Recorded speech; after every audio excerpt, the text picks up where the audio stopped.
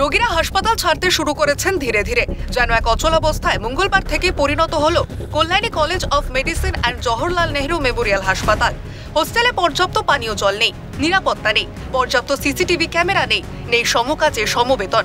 বহুবার এই সমস্যা নিরসনে একাধিক দপ্তরে সমস্যার কথা জানিয়েছেন হাসপাতালের কর্মী থেকে চিকিৎসক থেকে ইন্টার্নরা, কিন্তু কর্ণপাত করেননি কেউই। অভিযোগ এমনটাই, মঙ্গলবার সেই সমস্ত দাবি দাওয়া নিয়ে ক্ষোভ থেকেই অধ্যক্ষ অভিজিৎ মুখোপাধ্যায়ের ঘরে বিক্ষোভ দেখান আন্দোলনকারী চিকিৎসকেরা। তাদের দাবি, অধ্যক্ষ তাদের সমস্যা বুঝে সমস্যাগুলি যে রয়েছে তা স্বীকার করে নেন। ওনাদের যেটা ন্যায্য দাবি আছে সেটা নিয়ে এসেছে।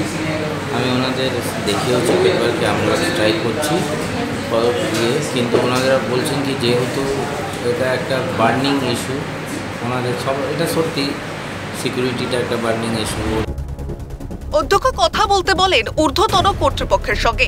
অভিযোগ, কলেজের অধ্যক্ষ বিশ্ববিদ্যালয়ের সহ উপাচার্যকে ফোন করলে তিনি অধ্যক্ষের উদ্দেশ্যে স্পষ্টই জানিয়ে দেন ছাত্রছাত্রীদের বোঝান যাতে তারা আন্দোলন তুলে নেন, আর তা না হলে আপনি চেয়ার থেকে সরে যান। ন্যায়সঙ্গত দাবিতে সহ উপাচার্যের এহেন দুর্ব্যবহারের পরে জ্বলন্ত ক্ষোভ যেন বেরিয়ে আসে ছাত্রছাত্রীদের। গত বছর ধরে আমরা এটুকুই জিনিস চেয়েছি কি আমাদের সিকিউরিটিটা বাড়ানো হোক, অন্য কলেজের থেকে আমাদের কলেজের ইন্টার্নদের স্যালারিগুলো কম, সেগুলো ঠিক করা হোক, সবার সমান স্যালারিটা করা হোক।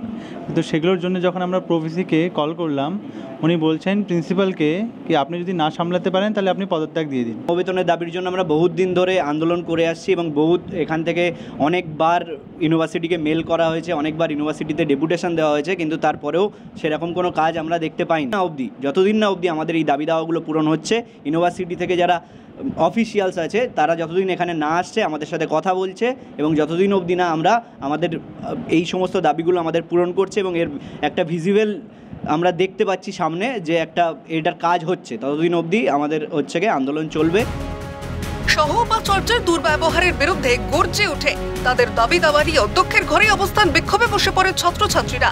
শুধু তাই নয়, তাদের সব দাবি না মানা হলে হাসপাতালের সমস্ত পরিষেবা বন্ধ রেখে আন্দোলন চালিয়ে নিয়ে যাওয়ার হুঁশিয়ারি আন্দোলনকারীদের। ইতিমধ্যেই হাসপাতাল ছাড়ছেন রোগীরা। হাসপাতালের চিকিৎসা পরিষেবা ব্যাহত হওয়া নিয়ে উদ্বেগ প্রকাশ করেন হাসপাতালের সুপারও। অচলাবস্থার আশঙ্কা ঘনাচ্ছে Kalyani college of medicine and Jawaharlal Nehru memorial হাসপাতালে। সুবীর দাসের রিপোর্ট, ক্যালকাটা নিউজ।